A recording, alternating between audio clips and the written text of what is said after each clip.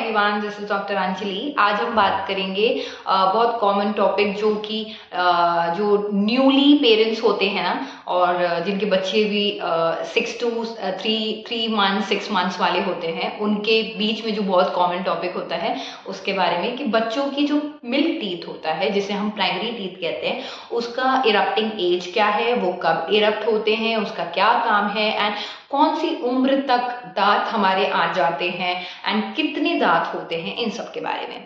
पहली बात तो हमें ये जानने की ज़रूरत है, जो प्राइमरी टीथ जो हम उसे हम मिल्क टीथ कहते हैं, वो 20 होते हैं। जो बच्चों के दांत जो निकलते हैं वो टोटल 20 होते हैं, 10 ऊपर एंड 10 नीचे। ठीक है।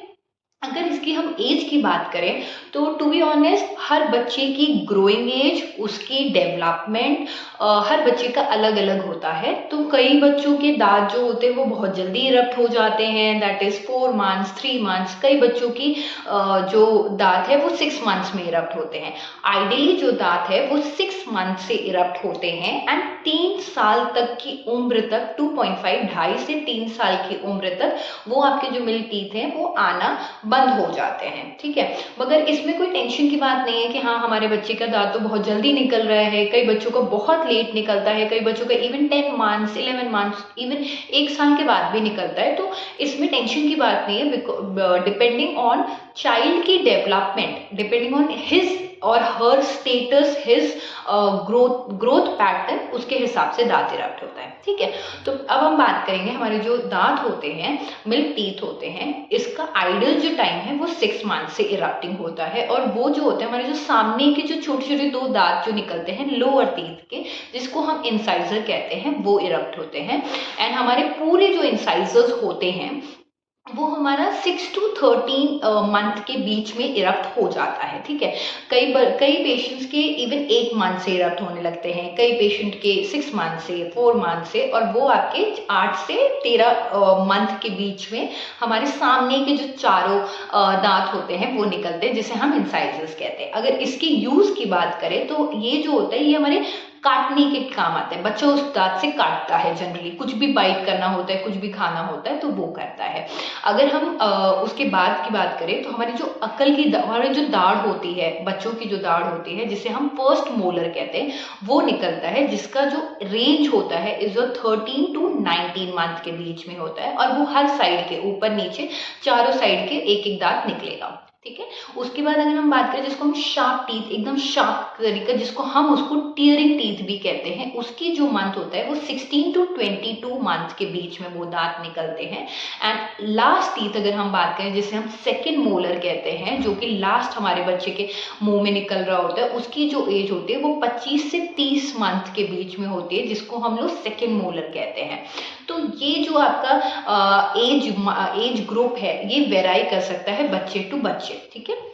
And ideal age I told you is between 6 months to 3 years of the teeth. अगर हम इसकी बात करें यूज क्या है प्राइमरी टीथ, हमें क्यों उनको बचा के रखना चाहिए या इसका बहुत ध्यान देना चाहिए। पहली बात तो क्योंकि अभी तक जब तक आपका बच्चा दूध पी रहा होता है, दांत नहीं निकल रहा होता है, is completely on the liquid diet. तो जैसे जैसे दांत निकलना स्टार्ट करता है तो बच्चा will go to hard food, आपका खाना खाना स्टार्ट करेगा, तो उससे हमारे बच्चे की डाइजेस्टिव हेल्थ वो ग्रो करता है, वो बेटर होता है, वो फंक्शन में ज़्यादा आता है। पहला ये कि आपके डाइजेस्टिव सिस्टम को वो इम्प्रूव कर रहा है। सेकेंड, अगर हम बात करें तो प्राइमरी टीथ बहुत इंपॉर्टेंट रोल प्ले करता है आपके बच्चे का जो परमानेंट टीथ हो रहा होता है उसको गाइड करने के लिए, क्योंकि हमारे जो प्राइमरी टीथ होते हैं उसके नीचे हमारे परमानेंट टीथ डेवलप हो रहे होते हैं। तो वो हमारे परमानेंट टीथ को गाइड कर रहा होता है फ्यूचर के लिए कि वो किस डायरेक्शन में, किस पोजीशन में इरप्ट होगा। कई पेशेंट आते हैं या कई पेरेंट्स आते हैं जो बोलते हैं बच्चे का दांत खराब हो चुका है तो मिल्क टीथ ही है ना, उसको निकाल दीजिए या उसको हम नहीं बचाएंगे। तो उसको अगर हम ना बचाएं, मिल्क टीथ को अगर हम ना बचाएं, तो वो आपके फ्यूचर में परमानेंट टीथ को इरप्ट होने के लिए प्रॉब्लम क्रिएट करता है। उसके वजह से जो परमानेंट टीथ है वो अपना रास्ता जो होता है वो भूल जाता है, वो आगे हो जाएगा, पीछे हो जाएगा, उल्टे सीधे डायरेक्शन में इरप्ट होता है। तो आपका primary teeth plays a major role in guiding your permanent teeth. कई बच्चे जो होते हैं और बहुत पेरेंट्स कंसर्न के साथ आते हैं। कई बच्चे जो होते हैं वो पैदा ही होते हैं दांतों के साथ, छोटे छोटे दो या चार दांत आगे ऊपर या नीचे हमारे होते हैं, जिसको हम लोग नेटल टीथ कहते हैं। और कई बच्चों का क्या होता है, पैदा होने के बाद कुछ मंथ में ही, लाइक इवन कुछ दिनों में दांत इरप्ट हो जाते हैं, जिसको हम लोग नियोनेटल टीथ कहते हैं। ये इसमें कोई घबराने की बात नहीं होती। ये जो दांत होते हैं वो एक्स्ट्रा टूथ बड बच्चे के मुंह में जो प्रेजेंट होता है उसकी वजह से इरप्ट हो जाते हैं।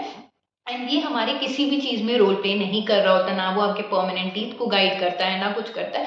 तो बेटर होता है कि अगर इस टाइप के अगर हमारे दांत बच्चे में हैं, हमें उन दांतों को रिमूव कर देना चाहिए विद इन 5 to 6 days, निकलवा लेना चाहिए। कई बार होता है कि आपके जो बच्चे होते हैं उनका इवन 15 मंथ के बाद, हम 15 मंथ तक फिर भी वेट कर सकते हैं कि बच्चे का प्राइमरी टीथ इरप्ट होने के लिए। अगर इससे डिले हो रहा है, better you should consult your dentist.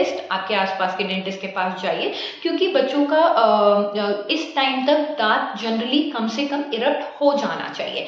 अब हमारे नेक्स्ट वीडियो में हम बात करेंगे कि जब हमारी टीथिंग प्रोसेस हो रही होती है, जब हमारे दांत निकल रहे होते हैं, तो पेशेंट के सिम्टम्स क्या होते हैं, बच्चा किस तरीके का सिम्टम्स दिखाएगा, हम उसको किस तरीके से रिलीफ दे सकते हैं, क्या कॉजेज होते हैं कि कई बार हमारे बच्चों के दांत जो होते हैं वो डीले हो रहे होते हैं। तो हम नेक्स्ट वीडियो में इन सब के बारे में बात करेंगे। I hope you like my video. If you like my video, do share and subscribe to my channel. Thank you.